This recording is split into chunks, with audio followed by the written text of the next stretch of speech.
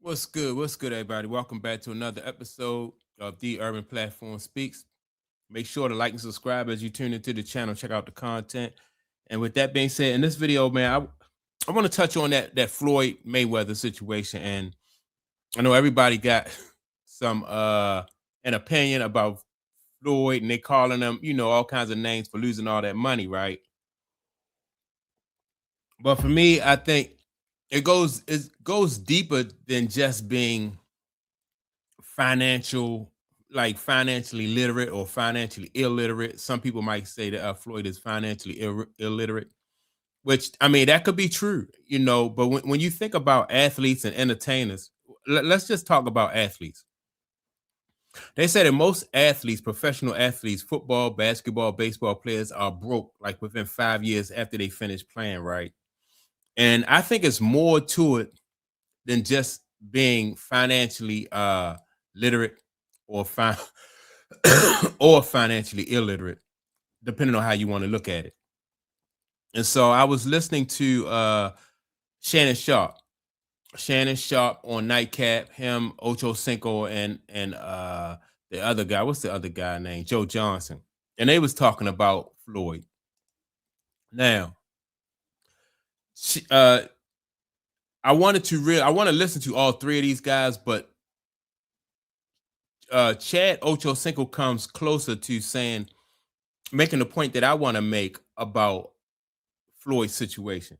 So let's listen to what these three guys have to say, and then I'm gonna come back and give you my input because it's like I said, it's deeper than being literate when it comes to money or illiterate when it comes to money and money management.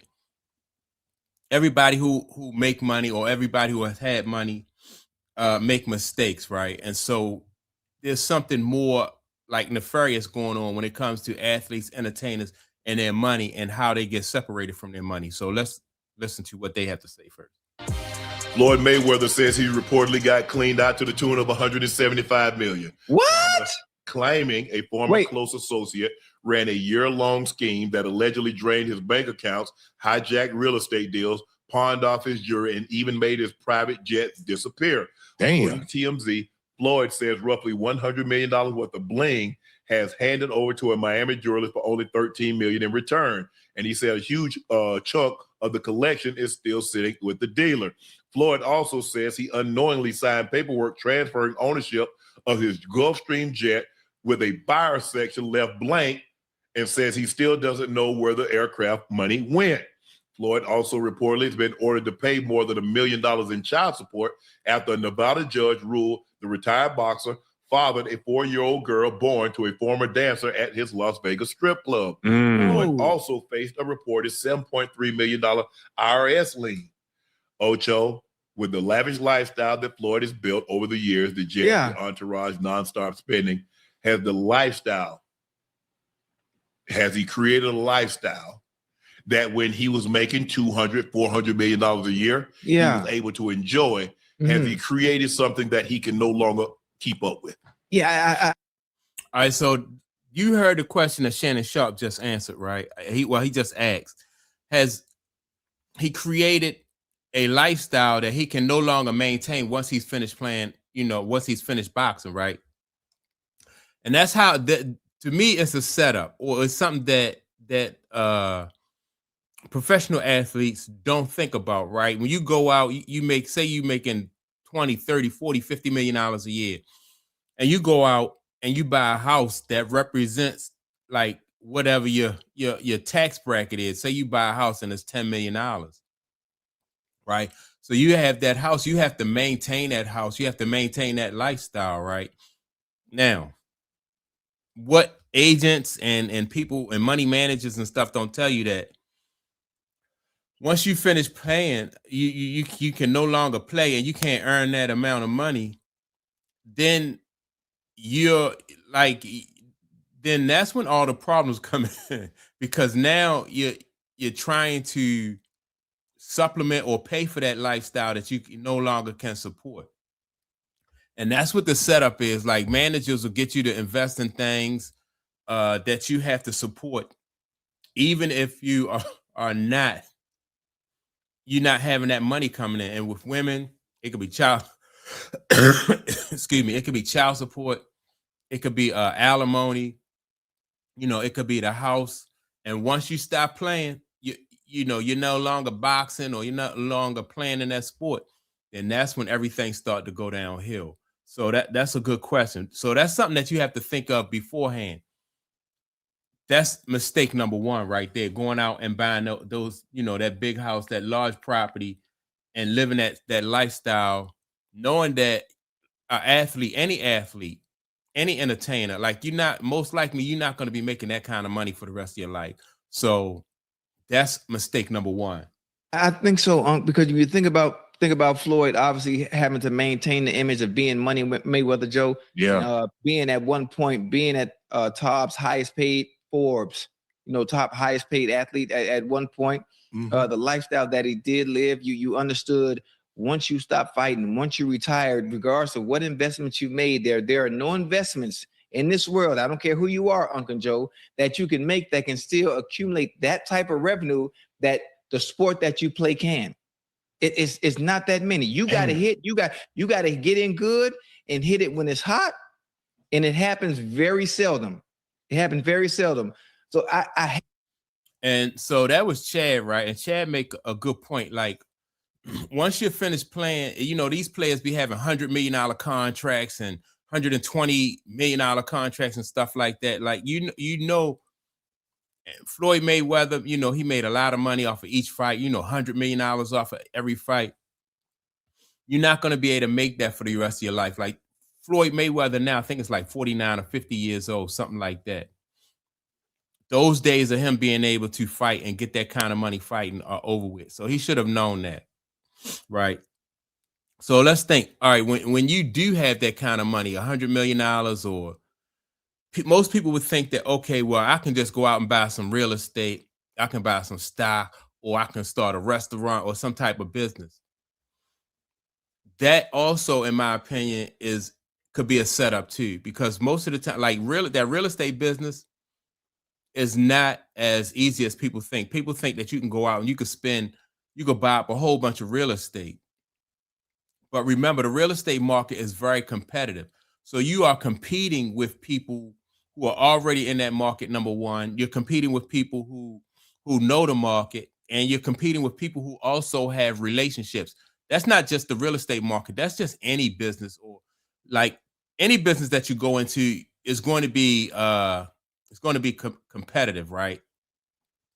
But again, you'll have these people who are advising you financially and telling you, okay, oh yeah, go ahead and invest $50 million and buy this property or open this restaurant, But again, if you have no knowledge of how to run these businesses and you don't have the business connections, then you most likely that business is going to fail. I don't care if you Michael Jordan. I don't care if you are Floyd Mayweather. Michael Jordan had a restaurant in Chicago that didn't survive. What was the guy named Antoine Walker? Bought a whole bunch of real estate, right? And that, when he was playing. So it's not as easy as what people would think. And what a lot of people don't realize is that business is about relationships. And so if you're trying to go into a business and you don't have any contacts in that field, then basically you can get froze out of that market. And by the time you learn that, or learn how that business is run or how that business is operated, because you just can't throw money at it, then that's where the problems come in, because you'll lose your money before you even know how to run that business. And if you try to let people advise you on how to manage real estate, they'll steal your money. So just like you learned how to box, or just like you learned how to play basketball so that can earn money for you, you have to learn a whole different business, a whole nother business skill in order to be able to make money. Most of the time, like I said, unless you establish some type of relationships like a Magic Johnson or somebody like that, somebody took Magic under their wing and allowed Magic to come in and they make money with Magic, right? Because, and I saw a video of Floyd saying that, he can just retire and he don't have to do anything for the rest of his life. And so that mindset right there, I don't care if you are a billionaire, and no such thing as retirement. Anytime Michael Jackson had to come out of retirement because he was running low on funds, or some people even say that Mike was broke, which I don't believe he was broke, but I do believe that he needed to come back in and started making money. That's why before he passed, he was getting ready to do another tour, because the way money operates is there's no such thing as just like sitting on money and then just living off the interest and retiring and just living a lavish life, unless you're willing to. If you are like multi-millionaire, almost a billionaire, you willing to go back to living like a middle class type lifestyle, and you want to buy a condo somewhere and just live off of your money like that. But most of the time, people have accumulated large properties that they have to maintain. Then, like I said, they lose money to child support, alimony, and things like that. So sometimes your lifestyle do not allow you to step back into not just your lifestyle, but your ego may not allow you to step back into like a middle class type living arrangement, and so to say. And so very few people get to go into a business or something like that where as though they're going to be able to generate money and keep that thing going, because most of the time they see athletes and entertainers as just consumers, right? And so, and especially somebody like Floyd, they say Floyd had like $100 million worth of jewelry, and I thought that was like a misquote, but he had $100 million worth of jewelry. Like who needs that kind of? Like I don't know. Like what kind of jewelry, or who needs that amount of jewelry? $100 million on jewelry. It don't make any sense. Floyd had and like I said, he had a consumer mindset. Where and a lot of athletes and entertainers had that consumer mindset. They'll go out and buy things, but they don't know beyond how they accumulated the money in the first place. They don't know how to go out, and they have no other skill. Most of these guys, the majority of them, don't have any other skills, whereas though they're going to be able to bring that kind of revenue back in. I don't care if you're an athlete or entertainer, or even you see people who hit the lottery, like what is it called, the Mega Million or the Powerball. The state don't mind giving people that money because they know that people don't know. The first thing they do when they get that money, what they do, they buy a house. They might buy houses for like their, different family members and stuff like that. All of that is going right back to the state. It's going right back to where it came from, because now you have, say, like if you win the Powerball and it's $100 million or something like that, and you go buy a $3 or $4 million house, you still got to maintain that house, pay taxes on that house. Then you're going to wind up buy other things with that. And most of the lottery winners, people who hit those big Mega Millions and Powerballs, they go drunk. They go broke because they don't know how to. They don't have a business skill or a something that can market them and make them the kind of money. Now that they're up in that different tax bracket, they no way they can maintain that. So it's just a matter of time before you come back down. Whether you have $100 million or you have $1 billion, you can still go broke, because you right off the bat, you're going to want to live that type of lifestyle that your money, and that's the setup right there. That's a setup.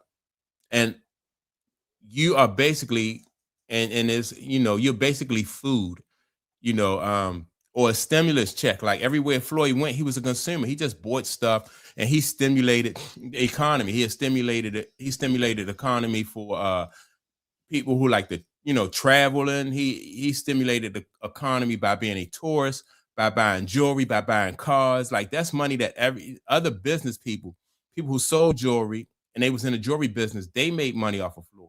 If you sold cars, extravagant cars, you made money off of Floyd. Floyd was just a consumer. Floyd didn't know, outside of boxing, he didn't know how to make money. And that's how a lot of people get, that's a lot of people fall into that trap. Most athletes and entertainers just fall into that trap. So I thought that Chad, you know, he gave a real good explanation, because a lot of athletes don't, you know, they know that the money is going to run out, but they think that they can just, oh, I'm going to just start a business. Like 1,000 other athletes or entertainers haven't tried that before you. And so, yeah, you get froze out of the market. If these guys don't want you to be a part of the market, then they can, you know, you basically relegated to being a consumer, unless you realize what's going on, and you you drastically change the way that you live and the way that you spend that money. Even if it's $1 billion, it's crazy. But that's my take on it. Make sure to like and subscribe. Also, don't forget to leave a comment. And with that being said, man, I'm gonna check you out in the next video. Peace.